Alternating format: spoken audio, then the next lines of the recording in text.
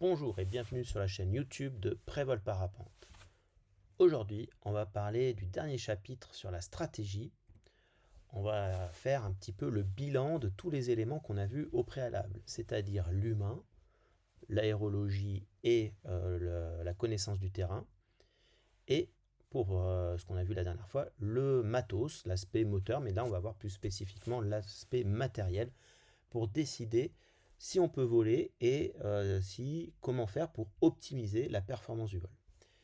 Principalement dans ce chapitre-là, dans la stratégie, on va focaliser sur la sécu. Est-ce que je reste sur mon plan initial ou est-ce qu'il va falloir que je le modifie? Alors voici un petit exemple. On va reprendre notre tableau avec les différents thèmes. Premier thème, l'humain, deuxième aérologie, troisième terrain et le quatrième matos. On est la veille ou le matin, on a fait un point sur notre capacité humaine, tout va bien, l'aérologie, elle est bonne, il n'y a pas de vent, pas de risque orageux.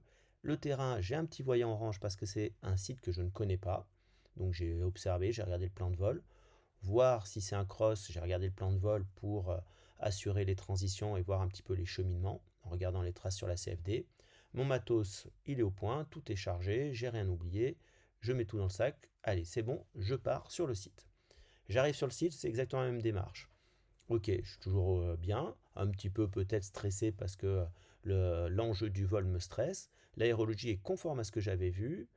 Par contre, le déco, j'ai beau avoir regardé le plan de vol sur internet la veille, c'est un peu plus pentu, ça me stresse un petit peu, voilà, je ne l'imaginais pas comme ça.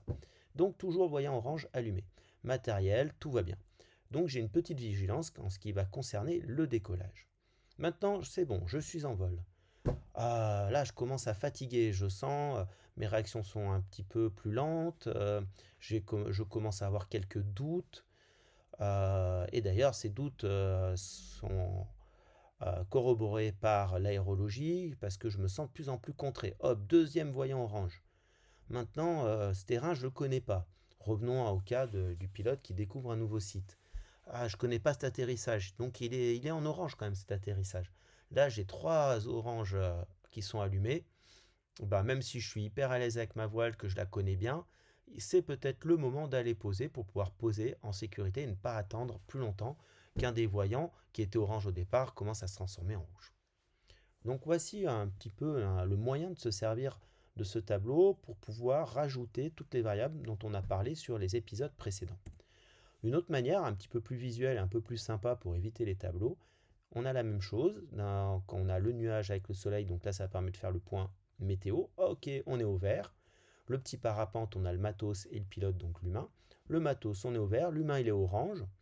Et puis on a le terrain à côté, donc là on le met en orange parce que le terrain d'atterrissage on ne le connaît pas très bien. Donc on a deux voyants orange et la météo qui se transforme en orange parce que le vent commence à rentrer. Donc voilà une autre manière de visualiser ce dont on a parlé auparavant. Niveau de vigilance, on a trois niveaux de vigilance. On peut aussi les corroborer avec nos niveaux de vol. Je ne sais pas si vous vous rappelez, on avait vu les niveaux de vol quand on avait parlé je crois que c'était du pilote. Donc les niveaux de vol, c'était donc le niveau à la fois de turbulence et à la fois aussi de notre fatigue. Donc si on est en niveau, nous humains, vert, on est en niveau 0,1, parfait. Si on est un petit peu fatigué ou si les conditions sont un petit peu toniques, on est en niveau 2. Donc ça marche aussi pour l'aérologie. Et en niveau 3, alors là, on est carrément dépassé. Mais ça marche. Donc pour l'aérologie, ça marche pour l'humain, ça marche aussi pour le matériel. Mon matériel, c'est du nouveau matos, où j'ai carrément changé de catégorie. Je suis en niveau orange. Je ne le connais pas, ce matériel. J'ai oublié de charger ma radio, j'ai oublié mon GPS, je sais pas, hop, je suis en niveau orange. Mais ce niveau orange, il faut bien le mettre surtout sur de la connaissance et de la découverte de nouveaux matériels. J'ai changé de sellette, je suis en niveau orange. À partir du moment où j'ai rajouté une nouveauté, je suis forcément en niveau orange au niveau du matériel. Et si je reviens sur le dernier item, qui est la connaissance du terrain, c'est pareil. Vert, je connais très très bien le terrain. Orange, je ne connais pas, où je vais élargir mon champ de distance, de vol de distance. Donc, je vais rencontrer des zones que je ne connais pas, que je vais découvrir. Donc, je suis en niveau orange, voire je suis en niveau rouge parce que la zone, finalement, je ne la sens pas du tout. Donc, je décide de faire demi-tour et de ne pas aller plus loin. Voilà pour les niveaux de vigilance, comment ça peut être utilisé. C'est plein de petits outils qui permettent de vous aider à objectiver la situation, d'avoir conscience de la situation et du coup de faire le bon choix au final. Alors maintenant, malheureusement, qu'est-ce qui se passe en cas d'accident? Première chose, procéder à l'alerte. On téléphone le 112, qu'on soit témoin ou nous-mêmes victimes, et ensuite on se met en veille sur la fréquence fédérale, le 183 987.5. Donc il faut l'avoir enregistré au préalable. En cas d'arbrissage, très important de rester dans l'arbre, voire se sécuriser si vous avez une longe, et attendez les secours. Quand on a eu un arbrissage, en règle générale, on a un pic d'adrénaline. Le pic d'adrénaline altère nos jugements et nous pousse à faire des choses qu'on n'aurait pas fait autrement.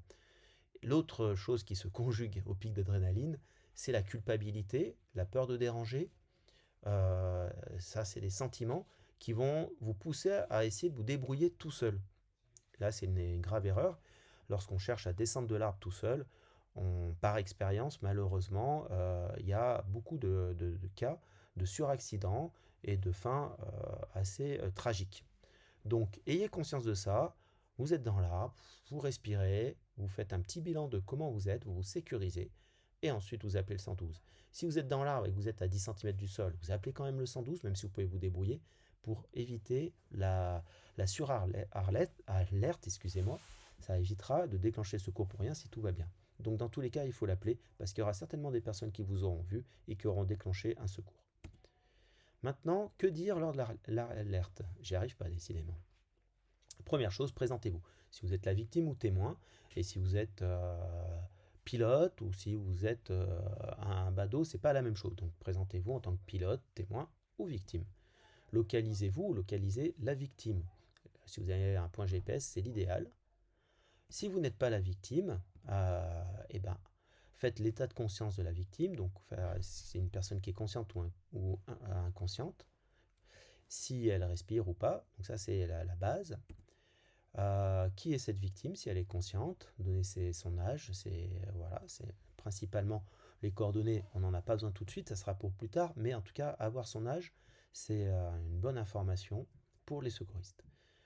Ensuite, si vous êtes vous-même la victime, vous êtes forcément conscient si vous appelez les secours, essayez d'évaluer si vous avez une hémorragie, si vous avez des douleurs, où est-ce qu'elles se situent. Parfois, on a une douleur qui prend le dessus sur les autres, donc prendre le temps de se concentrer et voir s'il n'y a pas d'autres douleurs qui peuvent être faites plus graves que la douleur qui prend le dessus. Essayez d'estimer aussi l'énergie cinétique. Même si vous êtes témoin, ça sert. Dire si c'est une chute à forte énergie cinétique ou pas. Les secouristes vous demanderont la hauteur de chute, même si ce n'est pas significatif, c'est important de la donner. Eux, ça leur permet d'évaluer la gravité de l'accident et donc si c'est le degré d'urgence pour prioriser les secours. Merci de m'avoir écouté. Bien sûr, n'hésitez pas à poser des questions à vos moniteurs de parapente et surtout, rappelez-vous que rien ne remplace un stage. Donc, faites un stage et je vous dis à bientôt.